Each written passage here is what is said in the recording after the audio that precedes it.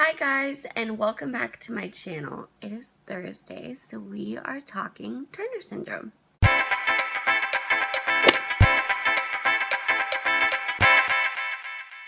Okay, so we are back to our normal video schedule, and I want to continue the conversation on Turner syndrome. I want to kind of look back again on what some of the comments were on my last one. It has actually been 2 weeks since my last Turner syndrome video because I missed last week's. So we're gonna look and see what people said, and then we're gonna talk about something very, very important. Last week's video was on Mosaic versus Classic. It was a really quick video just talking about what the differences are and how they can affect each person differently and all of that kind of thing. So Rebecca said, "Thank you so much. This is very informative. I'm really glad. I was really hoping it would be helpful to anybody still kind of a little unsure of what it was. And I know I've had people ask me in the context that they were trying to figure out which one they were. And so I hope I kind of answered more of what each means and the difference, and then how to find out which one you are." Haley Elliott said, "Hi Brooke, the majority of the literature I have come across specifies that the difference isn't that the chromosomes are either not there or broken, it's the amount of cells that are affected. In Mosaic, it's broken or gone in every other cell, whereas Classic is damaged or not there in every cell. I'm still quite new to all of this, so maybe what I've read isn't right, but I just wanted to let you know that that's what I'd read. Great video, very informative." Thank you. So I have actually never read anything like that talking about Classic being every cell being affected. Everything I have read has said that if every single cell was affected, you wouldn't be able to survive. And I know there's a spectrum with how many cells are affected. I've never heard that as a difference between the two. I've always heard it was the way it was damaged. Mosaic being broken, Classic being completely missing. And if every cell was affected, I'm pretty sure you wouldn't be able to survive. So I don't think that's the case. That's never been in anything I've read. So that is my take on that. Nicole says, "It should be noted that it really is individual. Those with Mosaic have the added problem of not being diagnosed early and go into spontaneous early menopause, so they have a very small window to save and use their eggs. Some damaged chromosomes cause problems that those with Classic do not. The TS Society of the United States has links to lots of resources.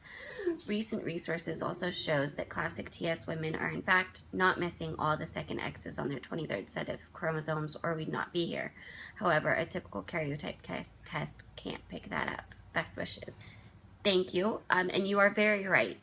Each case within both is extremely individual, and each variation has its own struggles that it causes, its own complications that it brings with it, and kind of its own unique set of problems, whatever that ends up looking like. So absolutely, each case in and of itself is very unique and individual, and Mosaic is very individual, Classic is very individual. Each come with their own issues to deal with. And TSAS, Turner Syndrome Society of the United States, is a great resource for a lot of information like that. So now for the topic at hand today. I wanted to talk about confidence as a woman with Turner syndrome. I feel like there's a special, unique, added complication to confidence with Turner syndrome because of the way it affects a girl. With all of the setbacks as far as development goes, as far as starting puberty, having your cycle, growing, just maturing physically as a woman, all of that can add to any already there insecurities, and it can give you new ones that you would not have had you not had Turner syndrome. So I wanted to talk about confidence in general with Turner syndrome, and then kind of the way I have experienced struggling with being confident as a woman because of having it. Confidence in general can be hard because you know and feel different. I have never had anybody else in my life that had it. Nobody regularly, and I kind of do now, but it's through the internet. It's not in person. It's not anybody I see in person. It's not anybody I see regularly or anything.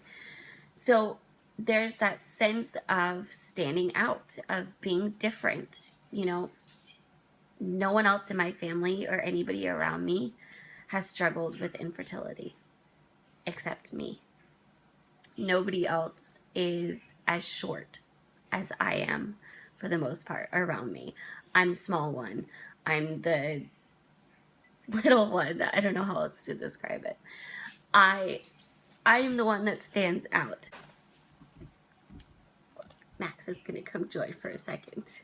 It's because of those differences that I found it very difficult to feel confident in myself and who I was. I think especially because I didn't feel like I understood myself as well because of it. I had spent so much of my life not fully knowing what my adult life would look like as far as being able to have kids, health complications, what might arise, things like that. I've always known getting older was going to bring more of the reality of having Turner syndrome to me. I was not sure how to feel about it. I was not sure how to process it. There was a lot that I didn't know what to expect with. I didn't know what was going to happen with it. And I didn't fully understand how it made me different. And so I kind of just felt different. And that was hard to be confident with when you feel so different from the people around you, or you have such a huge experience that's such a huge part of your life that very few people around you actually understand. And then as a woman, it's hard to feel like a woman when you aren't starting your cycle at the same time as your friends, and you have to have hormones to help you because you don't produce enough of the hormones you should be producing. For me, it very much challenged my sense of identity and security because I had to re-find that with all of that as complications. It was hard to feel like a woman with needing to take a pill every day, and hard to feel like a woman with not starting my cycle at the same time as my friends and being so much shorter and not developing at the same rate they did, and just having those things that, I don't know, I definitely didn't have a super severe experience with it, but it still gave me those moments where it was hard. It was hard to feel confident in myself. It was hard to feel good about myself. And I, through the years, have really had to teach myself how to find the things that I like about myself and to unashamedly remind myself of what I like about myself, because that's how I'm going to find confidence again, is embracing it, is finding what I love about it and giving myself the freedom to not be scared to show it, to show the ways that I'm different.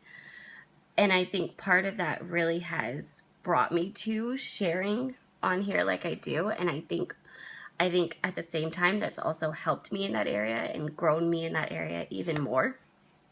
And it's been amazing. I know I've heard a lot of other Turner syndrome girls talk about having trouble feeling confident and being insecure and self-conscious about different aspects of Turner syndrome and how it affects them.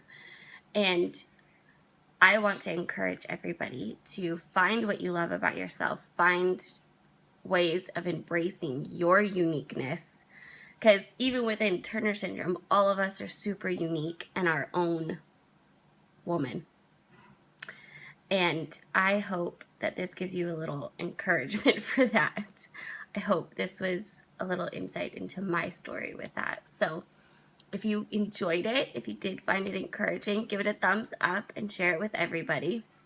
If you are not already subscribed to my channel, click the screen and subscribe, and make sure you have the bell button clicked so you get a notification, because YouTube has some glitch problems that are still not fixed. So if you are not subscribed and you are not getting notifications, you may not get the videos when it goes up. So I hope you will take the time to make sure you're subscribed and getting notifications, and I will see you guys tomorrow. Bye!